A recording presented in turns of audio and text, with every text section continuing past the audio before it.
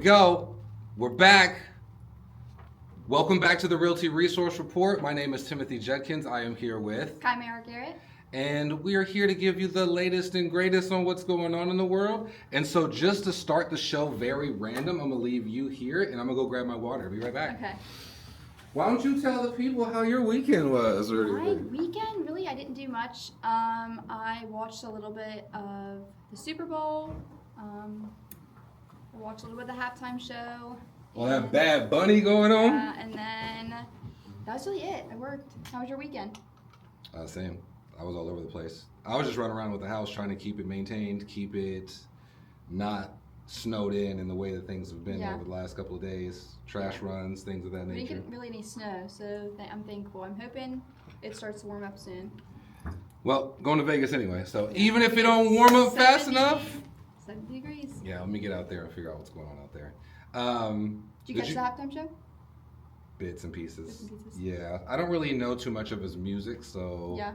I will say this though, and it actually ties into the Vegas thing. When I went out to Vegas last year, I was on an Uber getting back. I think I was in the car with Kelsey Cromer. We were in an Uber trying to go somewhere, and on the way to wherever we were going, our Uber driver was playing Bad Bunny. Really? And I was like, what is this? I was like, this is hot. I was like, I can't even understand what he's saying, but I love this song. And he was like cracking up. And he said, this is like his old stuff before he got famous. And I've never found that song again. Never heard it again. And then there was a day that I got back that I actually went online and was going through Bad Bunny songs, trying to find that. And I just got lost in the sauce. He has way too much music. Yeah. Way too much. So it was a good time though. Other than that, didn't you work on Super Bowl? I did, yes. That had to have been dead. It was very dead, yeah. We had probably 5 people walk in. I'm trying to think of where did Buffalo Wild Wings, maybe a place that people go to watch the game around here. Our bar was a little packed, but that was really it. Yeah, I assume so. But this Super Bowl didn't have as much of promotion as last year. Yeah. Last year, we were pretty slammed at West Texas. Yeah, and like you said, the performer last year and all that Drake beef that was going on, there was a lot that led up to last year's Super Bowl, but this year is kind of different. But let's get into the stories for the day. How about that? I have story 1, which is mortgage rates hold near 6% as spring approaches. Who's that by? ABC? Yep, ABC News. Okay, the summary is mortgage rates remained near the 6% mark this week, showing little movement. While buyers were hoping for a sharper drop, the market continues to signal a higher for longer environment as inflation and data stay mixed. So why this will matter is rates at 6% are becoming the normal. Buyers are recalibrating expectations instead of waiting on the sidelines, and stable rates create predictability even if they're not ideal. Kind of a quick recap would be rates staying near 6% doesn't freeze the market, but it reshapes how buyers and sellers will play the game. Correct. There's a level of leading up to this time where tomorrow's rate's different than today's rate, and then yesterday's rate was different. And so if we kind of get a stable rate, then everybody can start planning accordingly. A lot of times it's before this moment, we were just saving up as much money as we could and then hoping it was good, the rate was good that day. But if the rate actually stays the same month after month, week after week, people can actually be strategic from that point. So hopefully that continues. With a lot of the economics going on, I'm not sure if that is what's going to happen. But going into our second story, Bitcoin suffers a crypto winter, which is super interesting because just to go over this real quick, sharp downturn this week. Crypto investors are pulling back. People who have wealth tied up into cryptocurrency have saw a crazy drop in that, especially if you're on the younger end, a younger investor, somebody who just got into it, don't have that much. You saw a lot of your liquidity just disappear over the week. And it's huge for things like this. When it comes to buying and selling real estate, it is so important because if the risk appetite for people keeps changing, then they're not going to feel as, excited or motivated getting into big purchases like a car or a home. So I do see very interesting things, which I'm going to come back on story 4 about, because it seems that when the stock market is doing well, crypto's doing bad. When crypto's doing bad, the stock market's doing well. So coming up for that Okay. fourth story for you Okay. guys.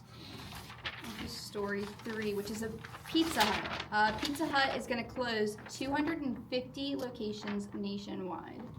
The summary And is, that's your place? I used to be my place when I was little. Pizza Hut announced plans to close roughly 250 underperforming locations across the U.S. as consumer spending habits shift. So why this will matter is people are going to be losing jobs. Retail slows down, often shows up before housing shifts, and then the neighborhood. Yeah. Will affect neighborhoods. The jobs. A lot of people will be losing their jobs. hmm But there's a bigger picture to that, right? So if you are a company, you own, a shirt store or something, and you own 250 locations, and you have to start closing, something's happening. Yeah.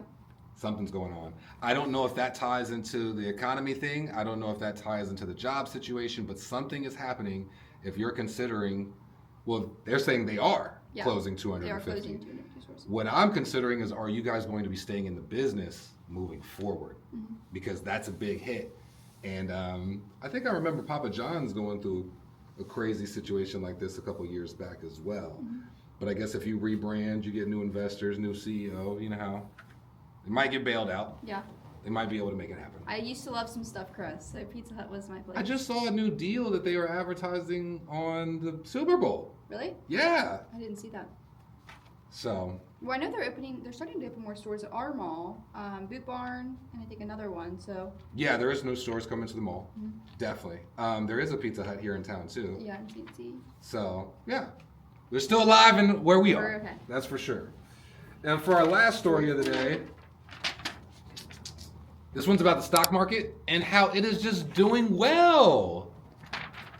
Doing so well.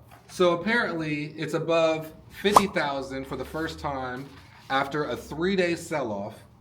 Also mentions that Bitcoin is bouncing back to around $70,000 as well. The market is moving forward. Volatility creates emotional whiplash for investors. The buying power is shifting, and housing decisions rely on such things like this. And so play it accordingly, you guys. Like I said beforehand, it seems that when the stock market is doing well, crypto is doing bad. And when the crypto is doing well, the stock market is doing bad. I think a lot of the tariffs and the things that Trump is changing around when it comes to institutional investors not being able to buy single-family homes again, Fannie and Freddie Mae, all these changes are affecting the industry. So you have to understand that. And the only thing that we really have to hold on right now is the 6% interest rate that is sticking. So let's use that to our advantage. If you are an investor who is in crypto or stocks, I don't play the options game. I don't do the day trader thing. But if you were playing this game the way you were supposed to, then you hold, you buy and hold. You buy and hold because you're doing that for the right reasons. If I do want to give my little tidbit about the stock side, I do only try to invest in stocks that have government contracts.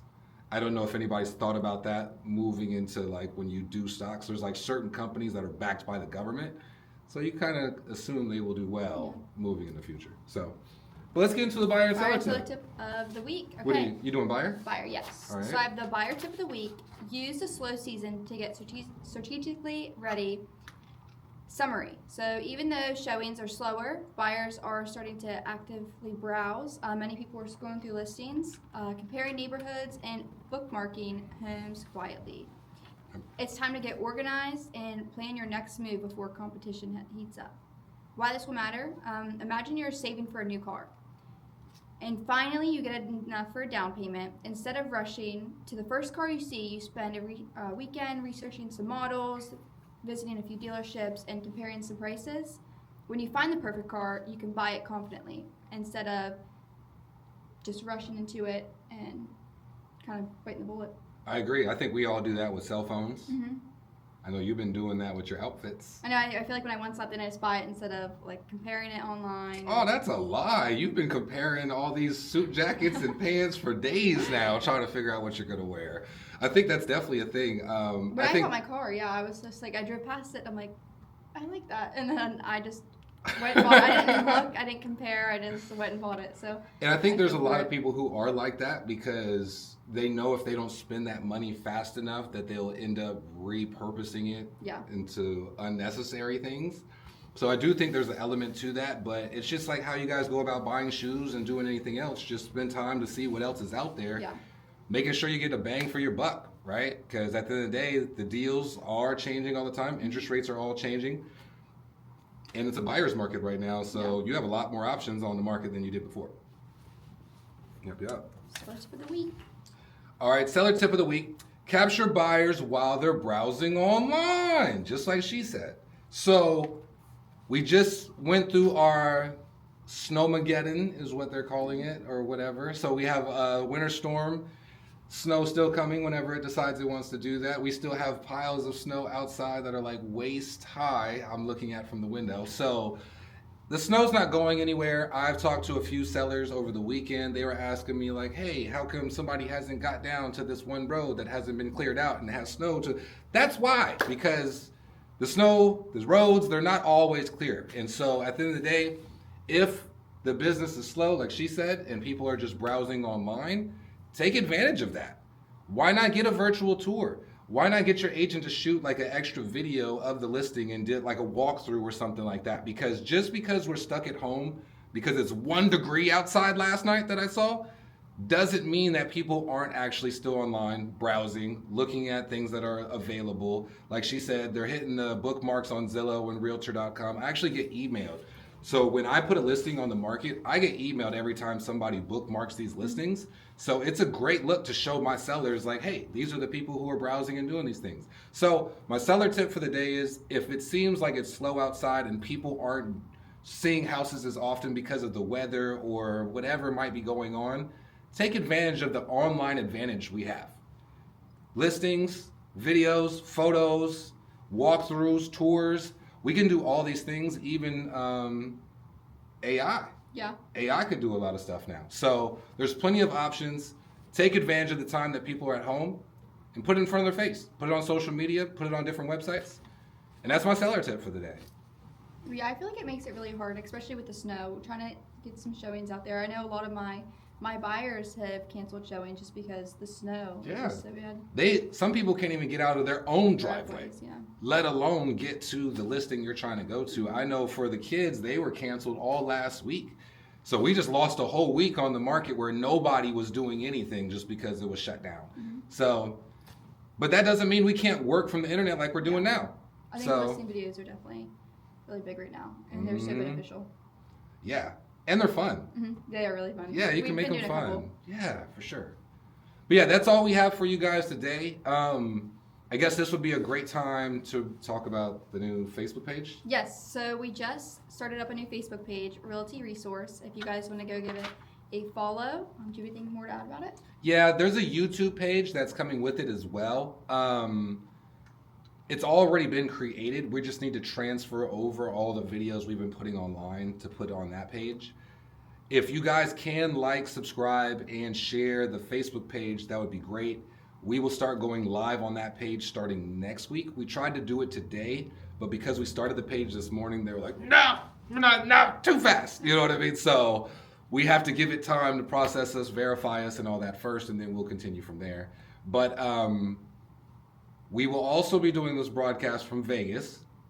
We have made that executive decision. Excited, yes. So on the 21st, expect to see us in Vegas doing this broadcast. And then until then, we'll catch you guys next time. We'll see you guys next time. See you next week. All right, bye.